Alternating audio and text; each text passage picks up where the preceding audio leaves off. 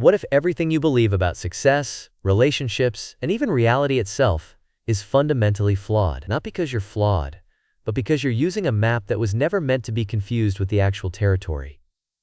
It's a mistake we all make, every single day. We build mental models, theories, and perceptions, our personal maps, and then we cling to them as if they are reality. But when the terrain changes, or when our map was always incomplete, we find ourselves lost, confused, and wondering why nothing seems to work. Today, we're diving into one of the most powerful and liberating mental models you'll ever encounter. The map is not the territory. This simple idea, first popularized by Alfred Korzybski, isn't just a philosophical insight. It's a practical framework that can help you navigate a complex world, make better decisions, and finally understand why you might be wrong about, well, almost everything, and more importantly, how to fix it. So, the map is not the territory. On the surface, it sounds obvious, right? A map of London isn't London itself. A menu at a restaurant isn't the meal. But the profound implication is that all of our understanding, all of our beliefs, all of our mental models are essentially maps.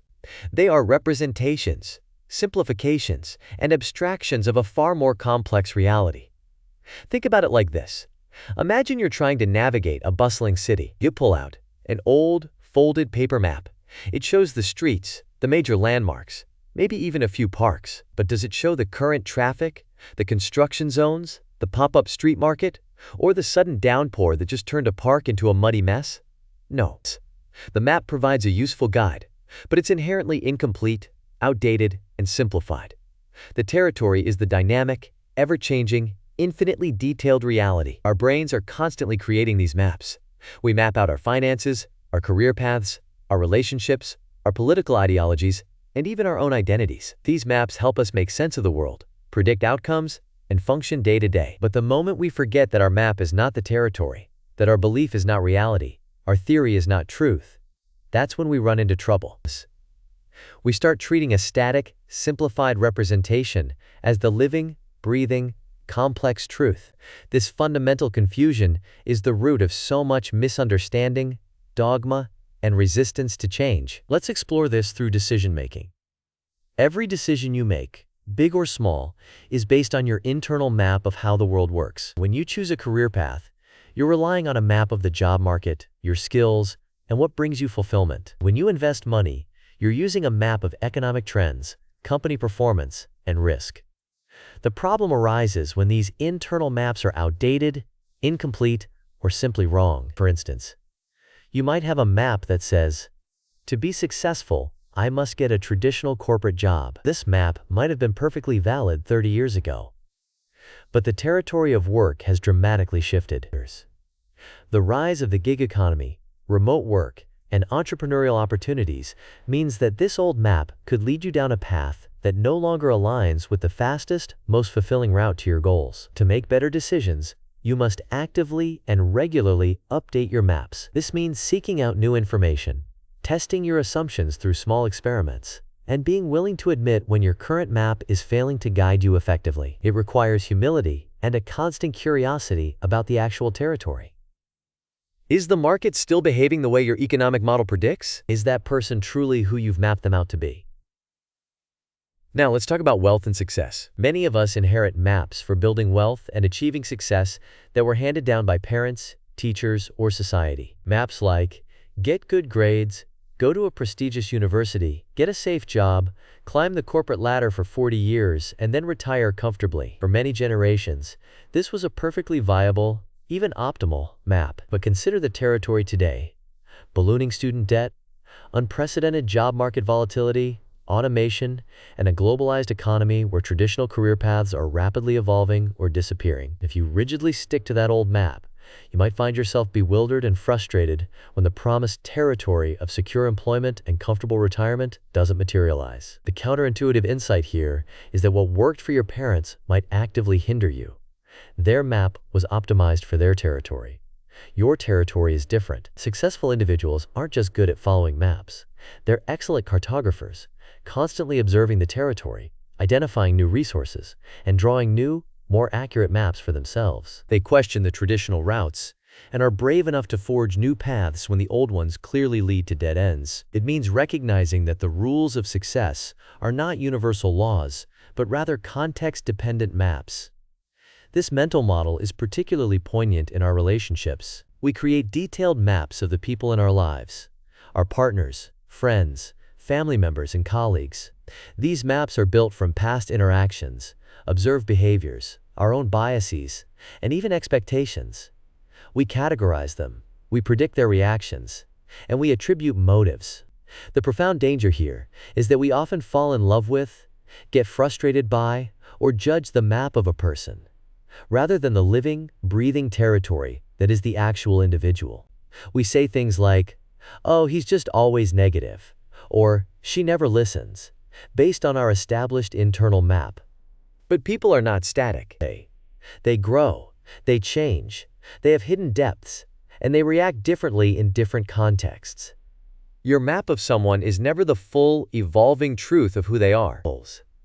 When you treat your map as the territory, you stop truly listening, you stop observing, and you stop allowing room for them to be different from your preconceived notions. This leads to misunderstandings, resentment, and a feeling of being unheard or unseen in others. The solution? Approach every interaction with a beginner's mind. Ask genuinely curious questions. Observe without judgment. Be willing to redraw your map of someone every single day, recognizing their boundless complexity and capacity for change. Now, let's address the provocative title, Why You're Wrong About Everything. It's not an insult, it's an invitation to liberation. The reason you might be wrong isn't a moral failing, but a natural consequence of using maps. Every map is a simplification.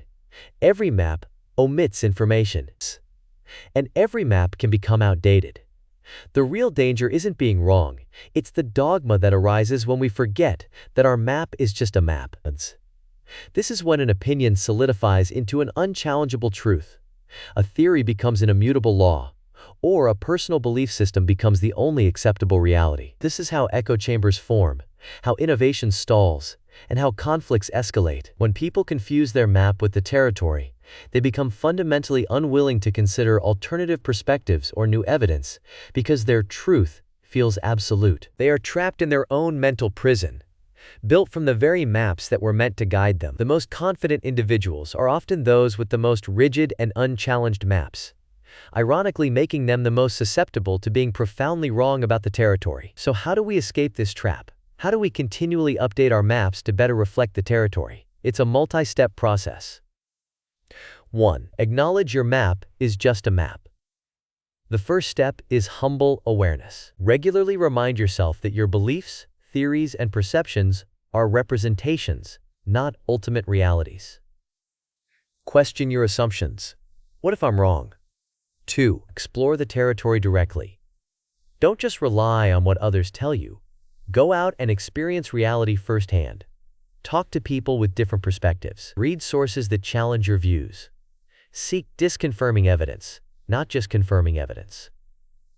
3. Test your map against the territory.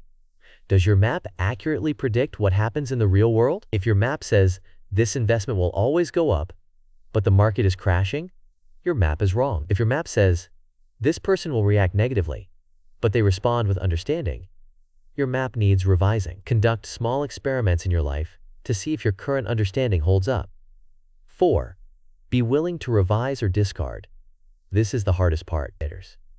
It requires intellectual humility and a willingness to let go of comfortable, long-held beliefs. If the territory consistently contradicts your map, you must be prepared to redraw it entirely, or even throw it away and start fresh. This process is continuous, not a one-time event. Think of it like a scientist constantly refining their models based on new experimental data. To illustrate the grave consequences of confusing the map with the territory, consider the Space Shuttle Challenger disaster. Before the launch, engineers had extensive data, models, and past experiences. Their map, that suggested the O-rings, critical seals in the rocket boosters, were safe under certain conditions. However, some engineers, particularly Roger Boisjoli, had observed phenomena in previous launches where O-rings showed signs of distress under colder temperatures. He meticulously documented this, essentially pointing to a discrepancy between the existing engineering map and the actual territory of performance in cold weather. Despite these warnings, and under immense pressure to launch, decision-makers prioritized the established map. The belief in the O-rings, reliability at lower temperatures, based on previous successful launches and simplified models, over the emerging, uncomfortable data from the actual territory. They chose to trust the map even when the territory was screaming a different story. The result was catastrophic. The O-rings failed on a particularly cold launch morning, leading to the shuttle's explosion and the loss of 7 lives.